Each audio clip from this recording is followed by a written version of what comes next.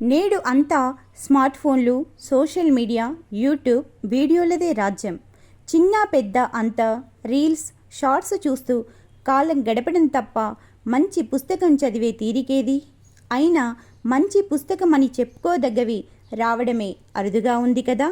ఇలాంటి సమయంలో ప్రముఖ చిత్రకారిణి మన్యం శారదా గారి కుంచెలోని మెరుపులద్దుకొని ముద్దొచ్చే ముఖ చిత్రంతో మన ముందుకు వచ్చేసింది ఓ నవ్యకథా సంపుటి. అదేమిటో తెలుసా? ప్రముఖ వర్తమాన రచయిత్రి శ్రీమతి కిరణ్మయి గొల్లమూడి గారి పారిజాతాలు పసటి పూలు. ఈ కథా సంపుటి నిజంగానే పారిజాత పుష్పాలంత సుకుమారంగా, పసిడి పూల వన్నెల సొగసులతో మురిపిస్తుంది. రచయిత్రి కిరణ్మయి గారు రాసిన ఒక్కో కథ ఒక్కో మణిహారం లాంటిదే. ఇక సంపుటిలోని చాలా కథలలో బామ్మ పాత్ర మధ్యలో కనిపిస్తూ మనసుకు హత్తుకొని ఆలోచింపజేస్తుంది. బామ్మ కంచం, కథాకేలి, డామిట్ కథ అడ్డం తిరిగింది. ఈ కథలలో బామ్మలు ఎంత బాగున్నారో.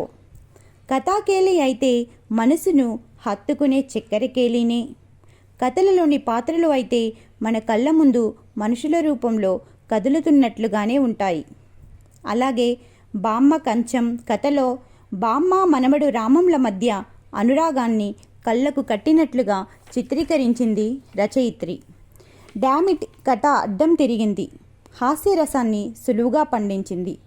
మానవీయ సంబంధాలను, అనుబంధాలను, విలువలను ఎంతో హృదయంగా మనసులో నాటేలా, మమతలు ఊరేలా ఉన్న అనేక కథలు ఈ కథా సంపుటిలో ఉన్నాయి. ఆ కథలలో చెప్పుకోదగ్గవి ముడివేసే బంధాలు, చంద్రహారం, పచ్చరాయి, చుక్కల చీర, మనసులోని కోరిక, వల్లభ, ప్రియవల్లభ ముఖ్యమైనవి. ముఖ్యంగా ముడివేసే బంధాలలో కథ గురించి ఎంత చెప్పినా తక్కువే. తండ్రి కొడుకుల రెండు పార్శ్వాలను, వారి ఇద్దరి పరిస్థితులను, మానసిక స్థితులను, స్పందించే తీరును చాలా సహజంగా చిత్రీకరించారు రచయిత్రి కిరణ్మయి గారు. అలాగే పచ్చరాయి కథలో సగటు మధ్యతరగతి తండ్రి ఆర్థిక స్థితికి అర్థం పట్టడమే కాక, అల్లుడు గారి వ్యక్తిత్వం ముందు నిజంగానే ఉంగరంలోని పచ్చరాయి యొక్క మెరుపులు వెలవెలపోవాల్సిందే. అలాగే చంద్రహారం కథ కూడా అత్తా కోడళ్ల వారసత్వాన్ని, అనుబంధాన్ని చక్కగా చూపించారు. కథలో అర్ధమొగడు అనబడే ఆడపడుచులతో అనుబంధాన్ని, ఎంతకు తీరని మనసులోని కోరికలు, మధ్యతరగతి మనుషుల సర్దుబాటు తత్వం, మన కోరికల కంటే మన ప్రియమైన వారికి ఇచ్చే విలువను తెలియజేస్తుంటే, ఇక మన వల్లభ కథలో భార్యాభర్తల మధ్య అనురాగాన్ని ఎంతో హృదయంగా ప్రజెంట్ చేశారు. మొత్తం పుస్తకంలో నన్ను ఎంతగానో ప్రభావితం చేసిన కథ వీలునామా వ్రాసేసా. ఈ కథ గురించి నిజంగానే గొప్పగా చెప్పుకోవాలి. చాలా మామూలుగా అనిపిస్తూనే చక్కని సందేశాన్ని ఇస్తుంది. మరి ఆ కథలో మనవడు పండు పాత్ర చాలా ఇంట్రెస్టింగ్గా అనిపిస్తుంది. పిల్లవాడిగా ఉన్నప్పటి నుంచి ఆ అబ్బాయి ప్రవర్తన చూసి మనందరం తెలియకుండానే ప్రేమలో పడిపోతాం. చివరికి అతడు ఇచ్చిన వీలునామా మనందరికీ ఆదర్శమైపోతుంది. అది చూసిన తాతగారికే కాదు, మనం కూడా అలాంటి వీలునామా రాయడానికి సిద్ధమైపోతాం. ఇంతకీ ఆ వీలునామాలో ఏముందో తెలుసుకోవాలంటే తప్పకుండా మీరు ఈ కథా సంపుటిని చదివి తీరాల్సిందే.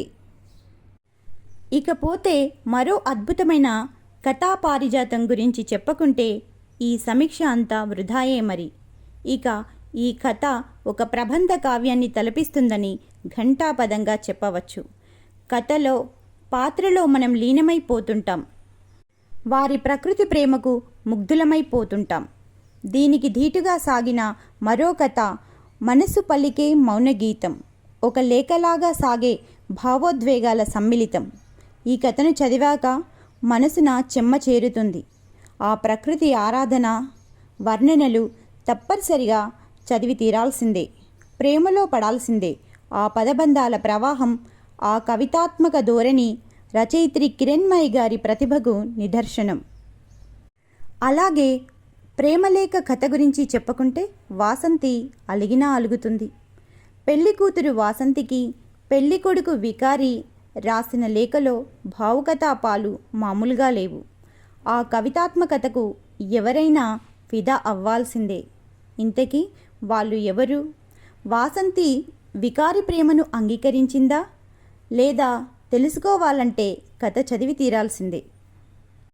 ఇంకా చెప్పుకోదగ్గ విషయం ఏమిటంటే, భారతీయ వివాహ వ్యవస్థను, మానవ సంబంధాలను చాలా గొప్పగా చూపించారు.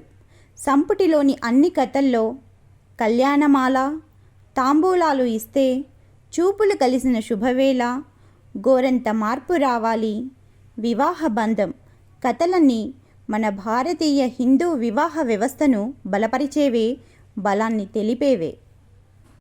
అంతఃకరణము, ఎవరు పరాయి, రామచిలుకలు, ఆకాకర పాదులు, పోలిక ఈ కథలలో శీర్షికలే కాకుండా ఎంచుకున్న కథా వస్తువులు ఎంతో వినూత్నమైనవి.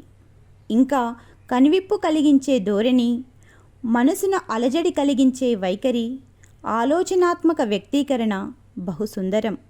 కథల వల్ల మనసులో కలిగిన రాపిడి అంత సులభంగా మాత్రం పోదు. అలా అని కొత్తవేం కాదు. నిత్యం జరిగే సంఘటనల, అనుభవాల సమాహారమే అవన్నీను. ఏ ట్రైన్ టు మసలా కథ గురించి ప్రత్యేకంగా చెప్పుకోవాలి. ఎక్కడ గతంలో జరిగిన సంఘటనలను డైరెక్ట్గా చెప్పబడలేదు, కానీ ఆ దృశ్యం అనేది మనకు కళ్ళ ముందు కనిపిస్తుంది.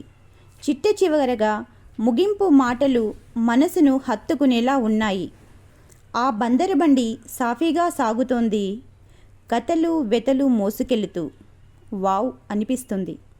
మొత్తం మీద పారిజాతాలు, పసడిపూలు కథల సంపుటి మాత్రమే కాదు, అనుభూతుల చేమంతులతో అలరించే మన లోగిలి, బాంధవ్యాల రంగవల్లులతో మురిపించే సంక్రాంతి వాకిలి. చదవడం మొదలు పెడితే ముగించే వరకు ఆ పుస్తకం ప్రేమలో మునిగి తేలుతుంటాం. ఆ పరవశం నుంచి సులభంగా బయటపడడం సాధ్యమైతే కాదు. ఈ చక్కటి పుస్తకాన్ని మనం మాత్రమే చదివి ఆనందపడకుండా మన ప్రియమైన మిత్రులకు, శ్రేయోభిలాషులకు బహుమతిగా కూడా ఇవ్వవచ్చు. ధర కేవలం 200 రూపాయలు మాత్రమే. ఈ ప్రతుల కోసం రచయిత్రి కిరణ్మయి గొల్లమూడి గారిని లేదా చంద్రమోహన్ గొల్లమూడి గారిని సంప్రదించండి. వీరి కాంటాక్ట్ నెంబర్ 9866372149. తప్పక చదువుతారు కదూ.